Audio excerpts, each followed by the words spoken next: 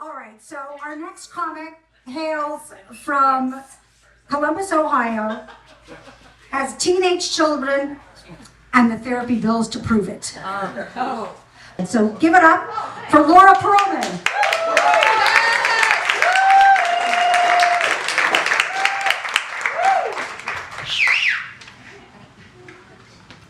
Hey. You're all so close and tucked in. Yes, I am also a mom of teens, and like teens are great, right? They're so bold and outspoken and emotionally, raw. You just want to share your love with them all the time. I was there too. I know what it feels like. So what I say. But obviously, I would never resort to physical violence if they would just stop giving me so much lip. So, yeah.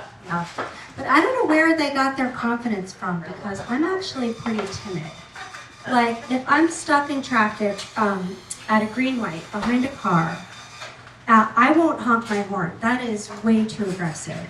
I need a car horn that's more like... Right?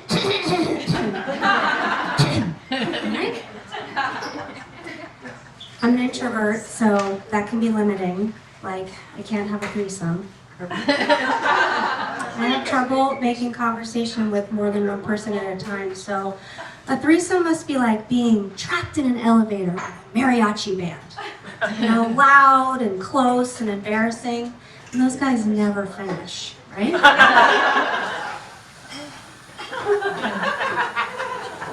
Even social media, for me, is overstimulating, So I went off of it.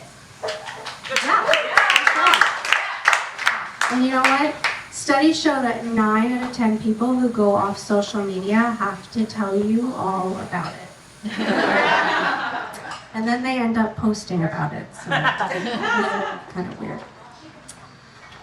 But being off social media, it was important because for my mental health. I was looking at my phone all the time, and so I decided to look people in the face instead. It was rough. People don't do face well anymore, Emojis are just too easy. It's like a good shortcut. Right now, I would like to give you the eyebrow up emoji with the tongue out, but I'll just text you later. That's fine. But being off social media, I'm having trouble keeping up with what's going on in the world.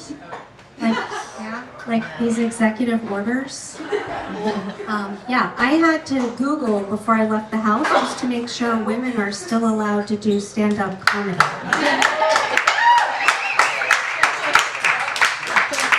I am a rule follower, and this is both state and federally regulated. So I don't want to screw up. But with Facebook, I get FOMO. I miss you guys. I don't know what parties you haven't invited me to, or the fun that I'm not having. I don't know if you learned how to make gluten-free sourdough bread, or if I missed your #dataversary with your husband. And if your dog dies and I don't send you my prayer hands, it's because to me, your dog isn't dead. Speaking of tampons. I was at a women's conference, and in the fancy bathrooms, they had free samples of CBD tampons. Yeah. And I had never seen that before, but I was like, oh my God, are you kidding me? Yes. That means cannabis straight to the scene of the crime. Right?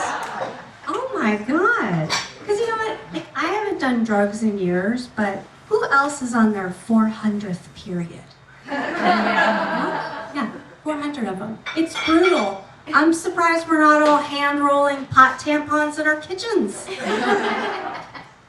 So I tried it. And when you first may have tried to get high back in the day, and you weren't quite sure, is this what I'm supposed to be feeling? Is this working? Well, I was like, what's gonna happen to me now? Ooh. Oh my God!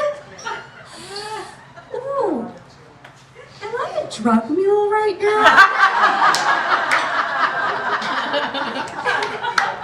Am I like the most amazing drug mule ever? But no, nothing. I mean, I got paranoia and the munchies, but it was like 3 o'clock in the afternoon. It's sort of like a daily.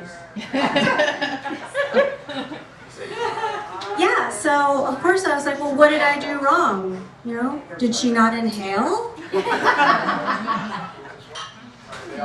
Does it require like a second dose or? No, the answer to that is no, you don't need to try that. The thing is, when it comes to CBD tampons, I mean, if you got them, you may as well just smoke them. Yeah. And if you need any, I'll be in the back after the show, rolling them out, no strings attached.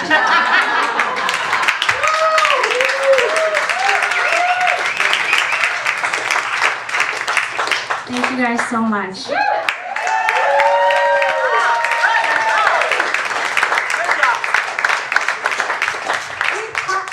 Keep clapping for Laura Poland.